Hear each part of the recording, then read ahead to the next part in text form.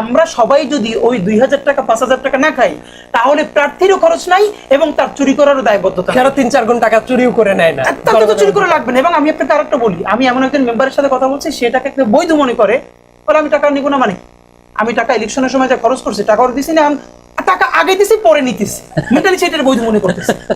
এর মানে ভাই, আমরা সবাই মিলে যদি একটু ভালো না হই, আসমান থেকে ফেরেশতা এসে দেশ শাসন করবে না। যারা চোর, বাটপার, ডাকাত, এরা কিন্তু কেউ আমাদের বাবা, চাচা, ফুপা, খালু। কিন্তু আমি সবাই খুব অনেস্ট। আমি যেই ছেলেটা করাপশনের বিরুদ্ধে কথা বলে, পয়েন্ট আমি আমার ইউনিভার্সিটি স্টুডেন্টদের কাছেও বলেছি, এই যে তোমরা সবাই খুব মানে করাপশনের বিরুদ্ধে কথা বলো, তুমি যে বাসায় প্রতিদিন ইলিশ মাছ খাও, ইলিশ মাছ না খাইলে খাইতে চাও না, তোমরা কি কেউ বলছো যে তোমার বাপের স্যালারি 40,000 টাকা? তাইলে কোনোদিন জিজ্ঞেস করছো যে আব্বা স্যালারি পাও 40,000 টাকা, বাসায় ইলিশ মাছ, গরুর গোশত ছাড়া খাই না, তাহলে তুমি আনো কোত্থেকে? এই প্রশ্ন তুমি করবে না, কারণ তাহলে তোমার মাছ খাওয়া বন্ধ হয়ে যাবে, গোশ খাওয়া বন্ধ হয়ে যাবে। নিজের মাছ গোশ ভালো খাইয়া এসি রুমে থাইকা এরপর যতবারই দুর্নীতির বিরুদ্ধে ক্যাম্পেইন করবো ভাইজান, তাইলে এই দুনিয়া কোনোদিন চেঞ্জ হবে না। মার্কা দেখে নয়, প্লিজ প্রার্থী দেখে ভোট দিন। বাংলাদেশে মুশকিল হলো, মার্কাটা যখন এত গুরুত্বপূর্ণ হয়ে ওঠে, তখন না প্রার্থীটা মানে মার্কাটা মানুষ কেনে।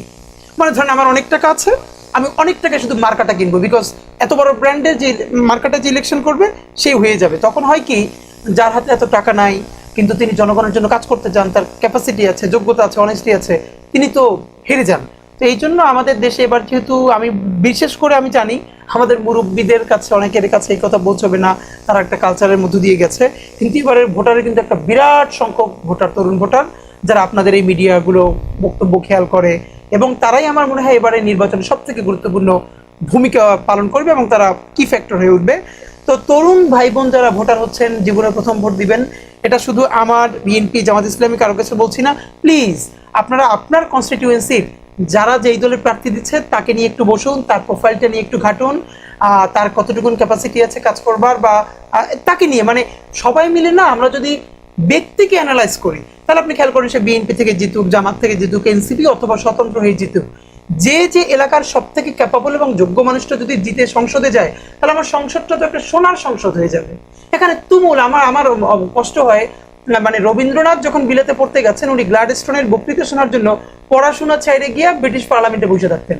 মানে কি তুমুল বিতর্ক তাদের হতো, যে মানুষ আগ্রহ। এবং আমার মনে আছে আমি যখন বিএনপি প্রথম মানে 2001-এ যখন সরকার গঠন করে, তখন আইনমন্ত্রী ব্যারিস্টার মওদুদ আহমেদ, আমাদেরও সময় আমি যে প্রতিষ্ঠানে পড়তাম ওখানে টেলিভিশন ওভাবে আর কি দেখা ছিল না, ঝামেলা ছিল, তো ওনাদের সংসদীয় বক্তৃতা রেডিওতে যারা শুনতো, আমরা ছোটবেলায় আমার মনে আছে আমার খুব আগ্রহ থাকতো, আমি গিয়ে রেডিওর পাশে দাঁড়াই শুনতাম। আমার কাছে মনে হয় যে ওই সময় অনেকেই এই কাজটাই করতো, এবং আমি এলাকায় গিয়ে দেখতাম যে টেলিভিশনে মানুষ সংসদীয় বক্তৃতা, এটা যে মানুষ দোকানের সামনে ভিড় করে দেখে, এটা আমরা তখন দেখেছি।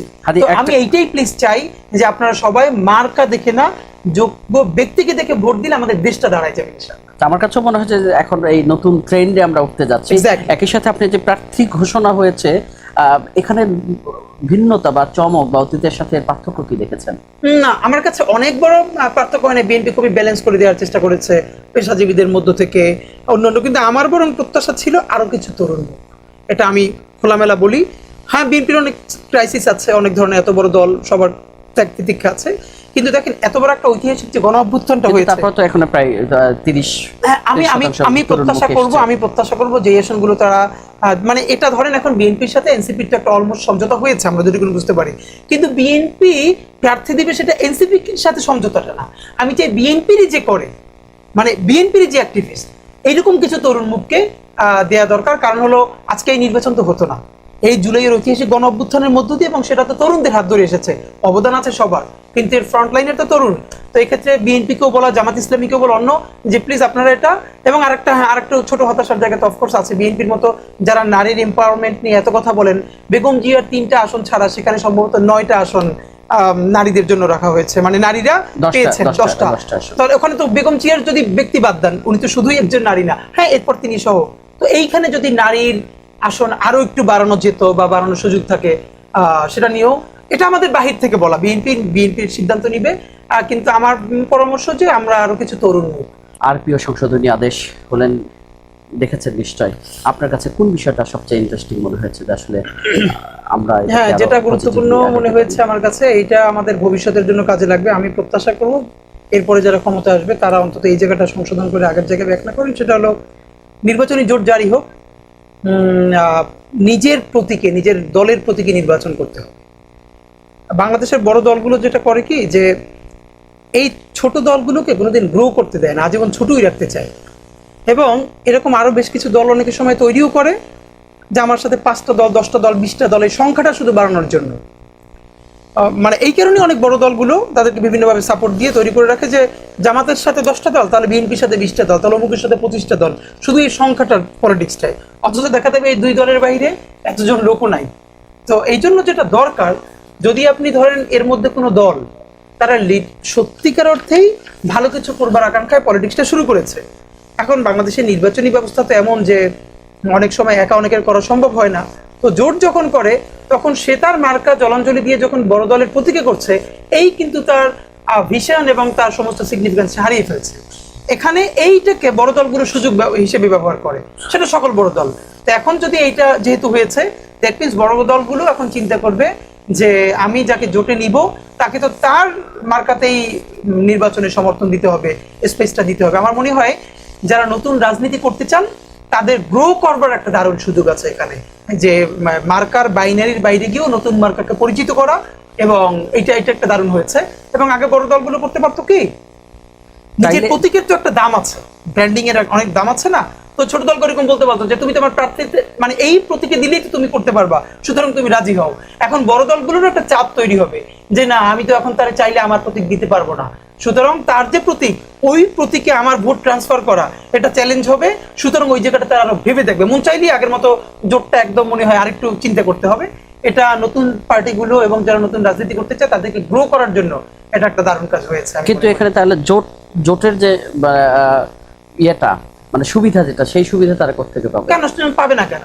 সাপোজ ধরেন আমি ঢাকা 8 থেকে নির্বাচন করতেছি, এখন বাংলাদেশের 2-3টা পলিটিক্যাল পার্টি মনে করলো যে তারা আমাকে ওইখানে সমর্থন দিবে। এখন যদি আপনি কি করতে চান, তাহলে তো আমাকে কি করতে হবে, হয়তো ওই দলের প্রার্থী হতে হবে। আমি দলের প্রার্থী হলাম না, তাহলে আমি যে মার্কায় সে যদি অনেস্টলি চায়, তাহলে তার ওয়ার্ক ফোর্স তাদেরকে তারা বলবে যে তুমি তাকে সাপোর্ট করো, তুমি তাকে তার সাথে সহযোগিতা করো। কিন্তু আমি তো আমার প্রতীকে নির্বাচন করবো, এখন আমি তো স্বতন্ত্র, আমার কথা বাদ দেন, এবার অন্য একটা দলের কথা বলি। অন্য একটা দলের সাথে সমঝোতা হয়েছে, তো সমঝোতা যদি হয় তাহলে আপনার যদি সত্যি দলের কমান্ড থাকে, আপনি বলবেন যে এখানে আমরা এই মার্কাকে দিয়েছি, এটার উপরে কাজ করো। হ্যাঁ, এখানে দলগুলোর একটা ক্রাইসিস হবে, এই ক্রাইসিসটি আমাদের জন্য ভালো। মানে আপনি আপনার প্রতীকটাকে অত সেল করতে পারবেন না, আপনার যে এতদিন ধরে একটা ব্র্যান্ড ভ্যালু দাঁড় করাইছেন মার্কেটারে, এইটার তো অনেক সময় শত শত কোটি টাকার বিনিময়ে বিক্রি হয়। এর মানে চাইলেই আপনি ওই বিক্রিটা একটু কমবে, কারণ আপনি তো এমন কাউকে দিচ্ছেন যে ওই প্রতীক ব্যবহার করতে পারবে না, তা আপনাকে চ্যালেঞ্জ নিতে হবে। কিন্তু এখনো তো বেশিরভাগ মানুষই যারা আছে যারা প্রতীকের উপরে বেশি নির্ভরশীল, এটা তো চেঞ্জ করতে হবে। বাংলাদেশে প্রতীক নির্ভর রাজনীতি যদি না যায়, সাইদ যেটা একটু আগে বলেছে, এটা আমি অন্তত অনেক জায়গায় বলেছি, বাংলাদেশের এমপিরা এটা পারলে এই সরকার পারবে। এই যে বাংলাদেশের এমপিরা যে দলের হোক, এমপি প্রার্থী, তারা প্রতি এলাকায় গিয়ে যে প্রতিশ্রুতিগুলো দেয়, এর 80% তার কাজেই না, তার অ্যাক্টিভিটিসের মধ্যেই নাই। রাস্তা কোনটা হবে, স্কুল কোনটা হবে, ব্রিজ কোনটা হবে, এইটা কি এমপির কাজ? মানে সে পার্লামেন্টের কাজটা কি সেটাই জানেন, তাহলে স্থানীয় সরকারের কাজ কি, পৌরসভার মেয়রের কাজ কি, কমিশনারের কাজ কি, যে এবং অন্যান্য তাদের কাজ কি? এর মানে পৌরসভার মেয়রের কাজও করবে এমপি, তারপরে উপজেলা পরিষদের চেয়ারম্যানের কাজ করবে এমপি, সবই এমপি করলে তাহলে ওই পোস্টগুলো এতটা রাষ্ট্র না, জনগণের টাকায় পালে কিসের জন্য? তা আমার মনে হয় এবার একটা কাজ করা যেতে পারে, সেটা হলো প্রত্যেকটা জেলায়, উপজেলায়, বাজারে এই সরকার এমপির এক্সাক্ট কি কি কাজ, এটার একটা বড় বিলবোর্ড টানাইতে পারে এবং বলতে পারে বিটিভিতে বিজ্ঞাপন দিয়া যে আপনার প্রার্থী এর বাইরে কোনো ওয়াদা দেয় কিনা, তাহলে তাই ধরেন। এই জন্য আমি আমাদের তরুণ ভোটারদেরকে আমি বিভিন্ন টকশো এবং আমাদের প্রোগ্রামে বলেছি, প্লিজ আপনারা আপনার এলাকায় যখনই কোনো প্রার্থী বলবে আমি এই রাস্তা করবো, এইটা করবো, এইটা করবো, আপনি তাকে জিজ্ঞেস করেন এটা কি আপনার এখতিয়ারের মধ্যে আছে। যদি এখতিয়ারের মধ্যে না থাকে তাহলে দুইটা, হয়তো আপনি মিথ্যা বলছেন, অথবা আপনি যদি আসলে এটা করেন তাহলে পৌরসভার মেয়রের কাজকে আপনি অনধিকার চর্চা করে কাইরে নিয়ে আপনি করবেন, তাহলে আপনার এটা কাজ না। বরং এমপিদের, এবং আপনি জানেন এই যে পৌরসভার মেয়রের কাজ, কমিশনারের কাজ, উপজেলা পরিষদের, জেলা পরিষদের কাজগুলো যদি এমপিরা অবৈধ হস্তক্ষেপ করতে না পারে, তাহলে এই যে সবাই এমপি হওয়ার জন্য কোটি কোটি টাকা খরচ করে না, 3/2 কমে যাবে। কারণ সে তো এলাকায় খাওয়াই পাবে না, তার কাজেরও পড়াশোনা করা লাগবে, বিল কিভাবে পাস হয়, পলিসি মেকিং কিভাবে হয়। বাংলাদেশের 90% এমপি, আবার বলি 90 না, এটা কম বলছি, 95% এমপি বাংলাদেশে কোনোদিন পুরো বাজেট পড়ে দেখে না, এটা আমি আপনার গ্যারান্টি দিলাম, আপনি চেক করে দেখতে পারেন।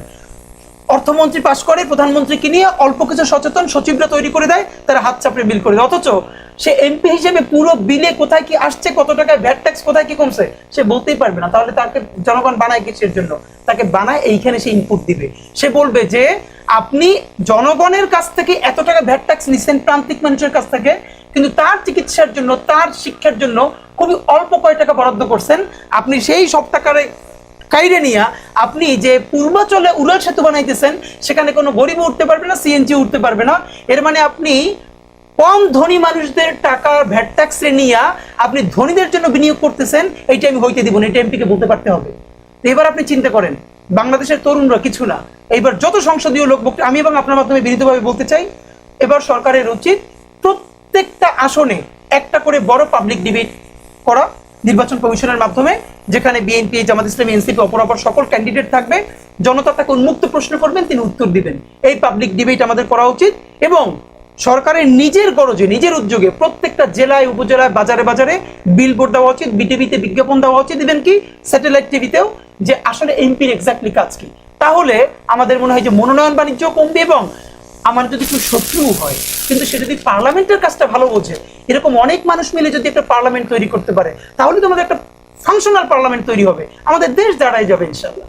বিএনপি বলেন, জামাত ইসলামী বলেন, অন্য সবাই, তা আপনি এক্স্যাক্টলি কয় টাকা খরচ করতেছেন কোন প্রার্থীর পিছনে, তার তো আর সাইন নিয়ে আসতেছেন না যে ভাই আপনার 10 টাকার চা খাওয়াইছি, সাইন দেন, এরপর জমা দিতেছি। এর মানে কি কয় টাকা খরচ করতেছে এটা তো কোনো ভাউচার নাই, এবং নির্বাচন কমিশন বা সরকারের হাতে কোনো মেকানিজম নাই এক্স্যাক্টলি কি কয় টাকা খরচ করলো। এখন আমার বিপদটা কেমনি হবে আমি আপনাদের বলি। আমি তো শতভাগ ক্রাউড ফান্ডিং ইলেকশন করবো বলেছি। আমি আগামী 1 সপ্তাহের মধ্যে একটা ব্যাংক অ্যাকাউন্ট নাম্বার দিব, যারা আমাকে পয়সা পাতি দিয়ে সাহায্য করতে চায়। মানে ইলেকশন করতে তো ন্যূনতম খরচ লাগবে, মানে তারা তাদের জনপ্রতিনিধিকে সহযোগিতা করবে, তো আমি তো দিব। তো এখন আমার হিসাব করতে হবে কি, আমার এই অ্যাকাউন্ট তো ডিজিএফআই এর কাছেও থাকবে, এনএসআই এর কাছেও থাকবে, বিএনপি জামাত সবার কাছেও থাকবে। এখন আমার যদি ভালোবেসেও কেউ 50 লাখ টাকা, টোটাল 10 টাকা থেকে শুরু করে 10,000, এইটা যদি 50 লাখ টাকা হয়, আমি তো অবৈধ হয়ে যাব, কারণ আমার তো সিলিং 25 লাখ। এবং ওই অ্যাকাউন্টে তো হিসাব থাকবে, কিরে তোমার এখানে তো বেশি আসছে, খরচ করছো, কই দেখাও। কিন্তু যাদের কোনো অ্যাকাউন্টও নাই, হিসাবও নাই, তারা তো কোটি কোটি টাকা হিসাব খরচ করে বসে থাকবে। আর আমার বৈধ 10 টাকা দিলে আমি কিন্তু সেটা খরচ করতে পারবো না, কারণ আমার অ্যাকাউন্ট তো আপনার কাছে ওপেন থাকবে। কেন? এখানে তো আপনার সবার অ্যাকাউন্টে তো ওপেন থাকবে। নির্বাচন আমি তো যেহেতু ওই অ্যাকাউন্টে দিব, আমার অ্যাকাউন্টটা পাবলিকলি দিব, এবং এইটার স্টেটমেন্ট আমি ওপেন করবো। তো স্টেটমেন্ট ওপেন করি আর না করি, এটা তো সরকারের কাছে থাকবে না। তো এখন যদি আমি এর থেকে ধরেন 25 লাখ টাকা সিলিং, আমাকে মানুষ পাঠাইলো 35 লাখ টাকা, তো অফকোর্স আপনি তো মিডিয়া নিউজ করবেন, কি রে ভাই আপনার তো 10 লাখ টাকা বেশি আসছেন, কোথায় করছেন, করবেন কিনা। কিন্তু এর এগেইনস্টে অন্য তো এই মেকানিজমটা নাই। ধরার আপনি কি বিএনপি, জামাত ইসলামী বা অপরাপর কাউরে গিয়ে ধরতে পারবেন? কোনো কনক্রিট প্রমাণ কি আছে? হ্যাঁ, এখন এই ক্ষেত্রে আমার একটা গ্যাপ আছে। কেউ যদি আমারে এসে হাতে টাকা দেয়, ওইটা হয়তো ধরতে পারবেন না। সেক্ষেত্রে কিন্তু বলা হচ্ছে যে এখানে অনলাইনে অনুদানের উৎসটা উল্লেখ করতে হবে, তাছাড়া তাদের বিরুদ্ধে ব্যবস্থা নিতে পারবে। সেক্ষেত্রে এটা আসলে কিভাবে ব্যবস্থা দিবে? এটা তো ফিজিবল না, ও বললো। এখন এইটা ধরেন আমি আপনাকে বলি, 300 আসন না, 300 আসনে 3 জন করে সিগনিফিকেন্ট প্রার্থী তুললো তো 900। এই 900 প্রার্থীকে অলওয়েজ মনিটর করা, এবং ধরেন এমন কোন প্রার্থী যে খরচ করছে তার প্রমাণ আছে, সেইটার বিরুদ্ধে অ্যাকশন নেওয়ার ক্যাপাসিটি নির্বাচন কমিশন বা কারো আছে? যদি নাই থাকে, তাহলে শুধু শুধু আপনি এটাকে বলে, মানে আইন যদি বাস্তবায়ন করা না যায়, তখনও আইন এর উপরে রিজিড থাকলে আইনের ক্যাপাসিটি এবং সিগনিফিকেন্স কমে যায়। আপনি বলতে পারেন অবশ্যই আমাদেরকে এটা টাকার সিস্টেমে আনতে হবে, কিন্তু যেহেতু এই মেকানিজমকে বাস্তবায়ন করার জন্য আপনার পলিসি নাই, সুতরাং বরং আপনি ভেবে দেখা উচিত। ভোটার যদি ভালো হয়, রাজনৈতিক দল হেদায়েতপ্রাপ্ত হতে বাধ্য। দেশের মানুষ যদি ভালো হয়, তাহলে রাজা আগের কালের আর এখনকার শাসক ভালো হইতে বাধ্য। কারণ এখন এটা তো সত্য কথা যে কালচারালি আমরা করাপ্টেড। আপনি ইভেন যেই মানুষটা নিজের এলাকায় বোঝে যে এই ছেলেটা ভালো, নির্বাচন করতেছে, তারা বলবে তুমি ভালো ছেলে, কিন্তু ভোটটা তারে দিবে না। কারণ সে মনে করে যে এই ছেলে যেহেতু ভালো, তাহলে সে এখানে সেখানে তদবিরের জন্য ফোন দিবে না, তেমন কাজে আসবে না। কিন্তু সে একটু ভিশনারি যদি হইতো, যে ও আমার ব্যাপারেও দিবে না, অন্যের ব্যাপারেও দিবে না, আচ্ছা ও যদি ফোন দেওয়া বন্ধ করে তদবিরের জন্য, তাহলে এমন হইতে পারে না যে কারোরই সঠিক কাজের জন্য কারোরই ফোন দেওয়া লাগবে না। মানে এখন আমরা প্রত্যাশা করি কি আমি তারে ভোটটা দিব যে আমার একটা বিপদে ফোন দিবে, এক্সট্রা একটা সুবিধা দিবে। তো সে যদি বলে না বাবা আমি এটা দিতে পারবো না, এটা বুঝে আমার ভোট দিলে দেন, না দিলে না দেন, সে কিন্তু তার ভোট দিবে না, কিন্তু ছেলে ভালো বলবে। কিন্তু যদি আমাদের ভোটাররা, আমাদের জনগণ এইরকম ভালো হইতো, মানে আমরা ভালো হই, আস্তে আস্তে হবো ইনশাল্লাহ। আমরা একদিনের তো আর জানি না যে আমি কারো কাছ থেকে, মানে আমি ভোটটা দিব আপনার ভালোবেসে, আপনার যোগ্যতায়, আমি কোনো অনৈতিক সুবিধা আপনার কাছে কোনোদিন প্রত্যাশা করবো না। তো তো যদি আমার অনৈতিক সুবিধা প্রত্যাশা করা না লাগে, তাকে এম্পাওয়ার করার মধ্য দিয়ে যদি এমন একটা রাষ্ট্র হয় যে কারোরই কোনো সঠিক কাজ, ধরেন আপনি পাসপোর্ট অফিসে যাবেন, এনআইডি করার জন্য ইলেকশন কমিশনে যাবেন, এইটা তো নাগরিক হিসেবে আপনার এমনিতেই প্রাপ্য, কিন্তু আমাদের মনস্তত্ত্বে তৈরি হয়ে গেছে কি পরিচিত কেউ লাগবে, মানে এটা ছাড়া তো আপনার হয় না। এটা হলো বাংলাদেশে, কারণ ফেভার ছাড়া আপনি একটা জিডি করবেন, জিডি যেটার একটা স্পষ্ট প্রমাণ আছে আপনি হ্যারাসমেন্টের শিকার হয়েছেন, সেই জিডিটাও আপনার কোনো না কোনো একটা পলিটিক্যাল পরিচয় দেওয়া লাগবে অথবা একটা প্রশাসনিক পরিচয়, নইলে আপনি 2 ঘন্টা বসে থাকবেন, আপনার ইভেন জিডিটার কপিটাও বাইরে থেকে বলবে যে লেখাই আনেন, একটা কিছু করে দেন। তো এই যে আমাদের কোনো কাজ হয় না, এখন এই জন্য তো আমরা যে না ঠিক আছে আমার কাজ হওয়ার জন্য একজন লাগবে, তাহলে একটু আমার জন্য কাজটা কে করে দিবে, সেইটা না হয়ে যদি আমরা করতাম যে ঠিক আছে আমি নিজে কোনো অনৈতিক সুবিধা নিব না, এরকম কোন ছেলে মেয়ে আছে বা কোন লোকটা আছে ভোট দেয়, তাহলে তো এমন হইতে পারতো আপনি হয়তো মরে গেলেন, আমি মরে গেলাম, কিন্তু আমার বাচ্চার জন্য এমন একটা বাংলাদেশ রাখিয়ে যেতে পারতাম যে ওর কোনো কাজের জন্য কারো ধর্ণা দেওয়া লাগবে না, ও অফিসে যাবে এবং ওকে ওই সার্ভিস দেওয়ার জন্য ওই অথরিটি বাধ্য থাকবে। এই জন্য আমি বরং বাংলাদেশের মানুষ আমরা সবাই মিলে যদি এমন চিন্তাটা করি, দেখেন আমি চিন্তা করি আগামী 5 বছরের, আমার সন্তানের চিন্তা করি না, 5 বছরের চিন্তা করি করে কি যে আমার জমিটা উদ্ধার কে করে দিবে, আমার দোকানটা কে একটু ভালো জায়গায় দেওয়ার জন্য পৌরসভা থেকে সুপারিশ করবে, এই 5 বছরের সুবিধা নিতে গিয়ে আমি 50 বছর দেশটারে ক্ষতি করে ফেলি। তো আমি আমার 5 বছরের চিন্তা না করে আমি যদি জাস্ট আমার সন্তানের জীবনটা চিন্তা করি যে না আমি যা কষ্ট করলাম আমি ভালো মানুষকে নির্বাচিত করব, যার ফলে আমার সন্তানের জীবনে কোনো সঠিক কাজের জন্য কারো কাছে ধর্ণা দেওয়া না লাগে, এতটুকুন ভিশনারি হইলে তার মানে এবার তো ভোটারদেরই এত বেশি সচেতন হওয়ার সুযোগ এসেছে। এক্স্যাক্টলি ভোটার যদি সচেতন হয় রাজনীতিবিদরা ভালো হইতে বাধ্য। কারণ আপনি বলেন এই যে সারা দেশে যতই বলেন রাজনীতিবিদ বলেন তো পুরো জনগণের কত পার্সেন্ট, সামান্য। এই ভোটারদের হাতেই তো মূল ক্ষমতাটা, মূলত তো ভোটারদেরই সচেতন হওয়া দরকার। ভোটাররা যদি সচেতন হয় তাইলে তো একটা চোর গুন্ডা বদমাশ নির্বাচিত হয়, নির্বাচিতই হইতে পারে। এখন একটা সংস্কার দরকার, ভোটারদের বেশি আমাদের মানসিক সংস্কার দরকার। এবং আমি বলি ভাই এই যে ইলেকশনে বাংলাদেশে গ্রামে গ্রামে কি হবে, ইলেকশনের আগের রাতে টাকা নিয়ে সবাই বের হয়, সাথে নাই কোরআন শরীফ, এরপরে আপনার ঘরে ভোট আছে 5টা, আপনার বলবে কত, আপনি বলবেন 20,000, সে বলবে 10,000, এরপরে 15,000, যারা যা দিয়ে পারে। এখন আপনি যে টাকাটা নিবেন এবং পরের দিন ভোট দিবেন, সাক্ষী কি? সাক্ষী হলো কোরআন শরীফ, কোরআন শরীফের উপর টাকাটা রাখে। আমি নিজে আমার অঞ্চলে এই সাক্ষী যারা কোরআন শরীফের উপর থেকে টাকা নিছে এবং দিছে, এরপরে টাকাটা রাখে যে তুমি কোরআন শরীফের উপর থেকে নাও, মানে হলো এইরকম একটা হারাম কাজের সাক্ষী রাখতেছে কোরআন শরীফ। এই যে বাংলাদেশের কালচার, যে এই লোকটা রাতে 2,000 টাকা নিল একটা ভোটের জন্য, সে সকালবেলা উঠে মানুষকে বলে মেম্বার চোর, চেয়ারম্যান চোর, সবাই চোর, উনি ফেরেশতা, কিন্তু আসলে যে সেই বড় চোর। এখন এই লোকটারে জাস্ট এভাবে বলে তো আর উনি অফেন্ডেড হবেন, অন্য তো চরিত্র বদলাবেন না। বাট এটা যদি কেউ বুঝাইতে পারতো, ভাই আপনি নিলেন কয় হাজার টাকা, 2,000 টাকা, কয় বছরের জন্য, 5 বছরের জন্য। এখন আপনারা যে 2,000 টাকা দিল, সে তো আপনার রাস্তার ইট চুরি করবে, বালি চুরি করবে, সিমেন্ট চুরি করবে, আপনার টেন্ডারের চাল খাবে, গম খাবে, সব খাবে। আপনার টাকা, তাহলে সে টাকা পাবে কই বলেন? একজন চেয়ারম্যান সে কয় টাকা প্রতি বছরে পায়? তার 10 গুণ তো 100 গুণ খরচ করে ইলেকশনে। এখন সে যদি আমার রড, সিমেন্ট, চাল, ডাল না খায়, সে খাবে কি? এবার সে যদি একটু তারে বুঝাই বলতো, বাবা আপনি 2,000 টাকা নিয়েন না, আমরা যদি কেউ টাকা নেয় নাই, তাহলে তো এই লোকটার তো ইলেকশনে খরচই হবে না। খরচ না হইলে ওর তত চুরিও করা লাগবে না। জানেন, একটা ইউনিয়নের মেম্বার, আই রিপিট ইউনিটের যে মেম্বার, আমি এমন জানি যে মেম্বার ইলেকশনে সে 8-10 লাখ টাকা খরচ করে ফেলছে, পুরো 5 বছরে সে 5 লাখ টাকা সম্মানই পাবে না। এখন এই ইলেকশনটা করে তিনজনই হয়তো 10 লাখ করে খরচ করছে, একজন জিতবে, সে ওইখান থেকে চুরি চামারি করে ব্যাকআপ দিবে, বাকি 2জন কিন্তু টাকা ধার করছে। এই জন্য আমরা সবাই যদি ওই 2,000 টাকা 5,000 টাকা না খাই, তাহলে প্রার্থীরও খরচ নাই এবং তার চুরি করারও দায়বদ্ধতা। 3-4 গুণ টাকা চুরিও করে নেয় না, তাকে তো চুরি করে লাগবে না। এবং আমি আপনাকে আরেকটা বলি, আমি এমন একজন মেম্বারের সাথে কথা বলছি, সেটাকে একটা বৈধ মনে করে, বলে আমি টাকা নিব না, মানে আমি টাকা ইলেকশনের সময় যা খরচ করছি টাকা দিছি না, টাকা আগে দিছি পরে নিতেছি, মেন্টালি সেটার বৈধ মনে করতেছি। এর মানে ভাই আমরা সবাই মিলে যদি একটু ভালো না হই, আসমান থেকে ফেরেশতা এসে দেশ শাসন করবে না। যারা চোর, বাটপার, ডাকাত, এরা কিন্তু কেউ আমাদের বাবা, চাচা, ফুপা, খালু। কিন্তু আমি সবাই খুব অনেস্ট। আমি যেই ছেলেটা করাপশনের বিরুদ্ধে কথা বলে, পয়েন্ট আমি আমার ইউনিভার্সিটি স্টুডেন্টদের কাছেও বলেছি, এই যে তোমরা সবাই খুব মানে করাপশনের বিরুদ্ধে কথা বলো, তুমি যে বাসায় প্রতিদিন ইলিশ মাছ খাও, ইলিশ মাছ না খাইলে খাইতে চাও না, তোমরা কি কেউ বলছো যে তোমার বাপের স্যালারি 40,000 টাকা? তাইলে কোনোদিন জিজ্ঞেস করছো যে আব্বা স্যালারি পাও 40,000 টাকা, বাসায় ইলিশ মাছ, গরুর গোশত ছাড়া খাই না, তাহলে তুমি আনো কোত্থেকে? এই প্রশ্ন তুমি করবে না, কারণ তাহলে তোমার মাছ খাওয়া বন্ধ হয়ে যাবে, গোশত খাওয়া বন্ধ হয়ে যাবে।